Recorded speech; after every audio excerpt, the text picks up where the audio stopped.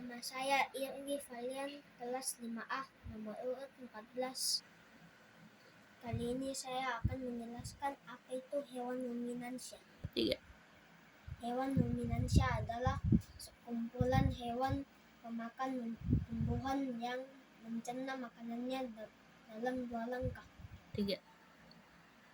Pertama-tama dia akan menelan makanannya, kemudian mengeluarkannya makanan yang sudah setengahnya dicerna dari perut dan mengunyahnya lagi.